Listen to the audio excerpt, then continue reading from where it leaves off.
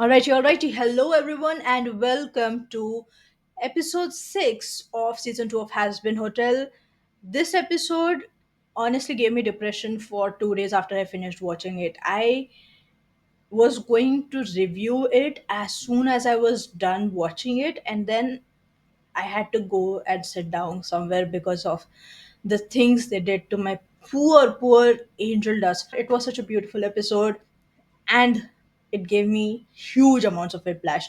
So we start off with Velvet, okay? Like I was kind of vibing with the prediction that I had, which was, you know what, Works is potentially going to push away Velvet and Val by the end of the season. And we see that happening again. We saw that in episode 5, but we see that happening again in episode 6. And I was like, oh my god, the way he he is so racist. Oh my god. Let me start with Vox being so goddamn racist this episode.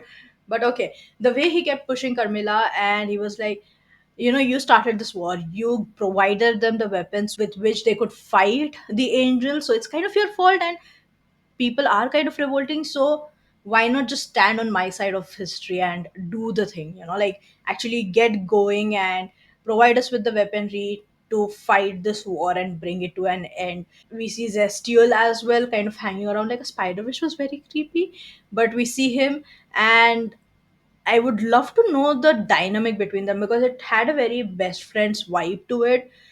And I would love to see a bit more of their backstory being fleshed out. And I think we'll see that in potential episodes or seasons. I don't see it happening in season 2, but I think there is an opportunity of it being fleshed out further in season 3 if we ever get around to it. But I would love to see the backstory behind their friendship and their relationship because I think Carmilla has a very sad backstory, what with the chains that we see, in her office on her desk. So I want to know a bit more about what is happening over there. I was kind of pissed off with Vox, but also I was kind of on the side of him. Hear me out. I was kind of on the side of him when he was like, I send you to one overlord meeting and you mess it up.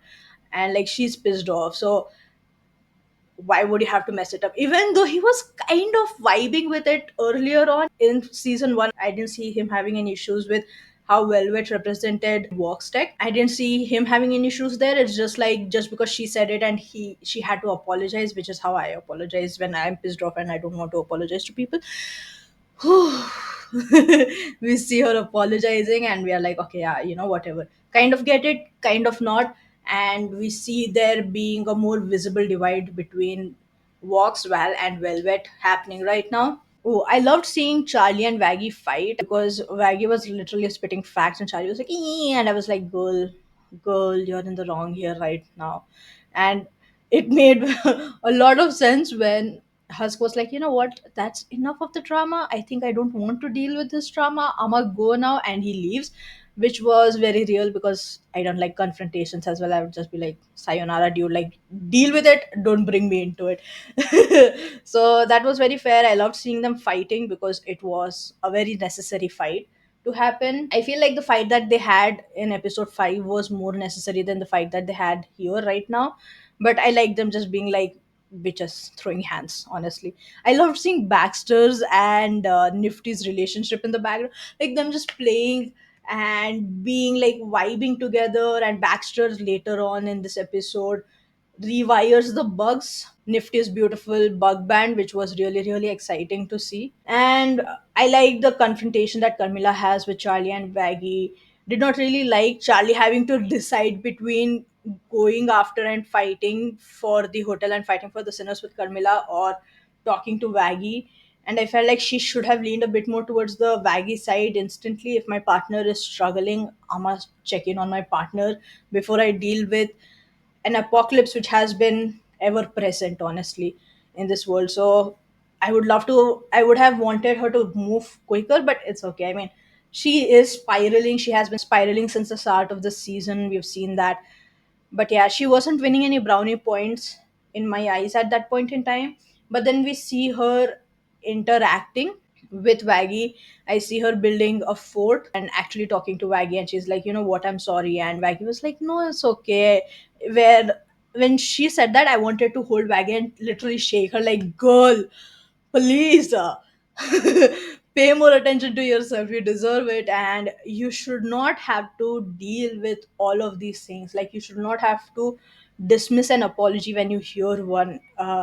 And yeah, I was kind of glad that Charlie said that as well.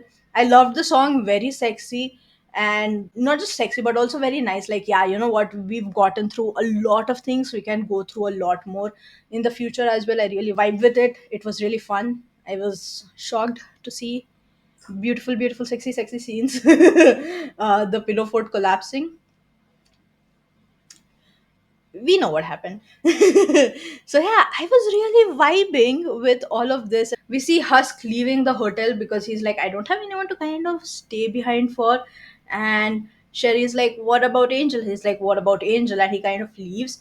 And we see him spiral. We see him what he was potentially like before Alistair brought him along to Hasbin Hotel. He was, stuck in a loop of just drinking and gambling and drinking and gambling, and Love in a Bottle, which was a really fun song, I thought.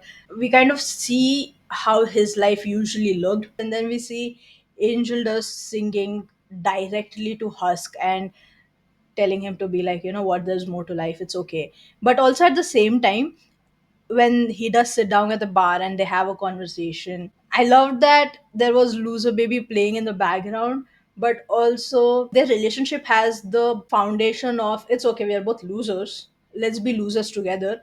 And while I am someone who is a lot more in the space of let's better each other when we are in a relationship, I like this side of a relationship as well that Husk and Angel has, which is a bit more towards the side of, I see you completely and I'm not going to judge you for it. And it's okay if we need to be here for a longer time and for a longer duration. Let's be here for as long as we need to before we move up together. So I really like that. And it was a very beautiful thing. We see the relationship growing, and it had such a beautiful opportunity to develop further into something really, really powerful and beautiful. And it kind of sucks that it did not have the opportunity to happen in this particular episode, because we see Vox asking Val to call Angel Dust, and that whole interaction honestly was so funny. When Vox said, I don't want to listen to your island language, I choked on my spit while I was eating. I was literally, oh my god, that is kind of crazy. Like, what is going on here? And then Valentino throwing, I don't even know what he threw at Wags, but it was a well deserved throw and a good throw. While he was like, I'm from Florida, bitch, or something along those lines. And it was extremely, extremely funny. I loved that part. What I did not love was what happened to Angel Dust next. Oh, Marlene, this particular part of the episode wrecked me. I cannot even tell you how much it wrecked me, because Angel, as soon as he arrives and he's talking to Val, he knows that something's not right because Val is not responding to him. He's just like, yeah, just go in there or whatever. And walks, beats him up, and tortures him. And I want to punch him in the face for it. But it also kind of cleared out lack of context that I had, because I was like, in the previous episode when I was watching it, I was like, how does he know Lucifer can't smite him? Like, he knows that the angels can. How does he know Lucifer can't smite him? And the fact that Angel Dust was essentially being hypnotized in a very messed up way, it sucked. And then he was being used as a spy. It hurt me. It was very clever on Vox's part, because it felt like he sent in, almost like he sent in two spies to do the job. He sent in Serpentius, and maybe somewhere deep down he kind of knew that Serpentius would fail miserably, and he did. And then he used Angel as a secondary spy, someone who no one would doubt was essentially spying on the Has-Been Hotel for Vox. Like, he himself didn't know. But it was very clever on Vox's part. I still hated it. I loved seeing my poor duckman watching Quackington on the TV and sobbing, gave a very Strollus vibe to it all. So I know I'm gonna start spiraling because this particular episode really messed me up. So what I wanna end this particular review with is the fact that I think the Has-Been Hotel creators and editors did a really great job, because while I was watching the trailer, I kind of knew Angel Dust might be the one who is in focus. and he might get potentially hurt a lot during this season, especially with the train scene, with us being tied to the train tracks and Angel being the one to rescue him. And the thing is, since that happened in episode 5, I kind of forgot that there would be someone pulling Angel's eyelids apart so that they could stare at something specifically. And that particular clip completely escaped my mind. I kind of thought that that would be the end of it all. And I didn't think Angel Dust would once again be put into a torture cycle or a space where he might get hurt. So that was very, very clever of the editors. And like, yes, we have the bias, but the bias is already kind of crossed off, and so we forget about it and we don't really realize that there is another plot twist coming. And it gutted me, but I can't wait to see the future episodes. Now I'm filming this on 19th of November, the very day that the finale comes out, and I'm going to start recording it and watching the next few episodes as soon as I'm done recording this.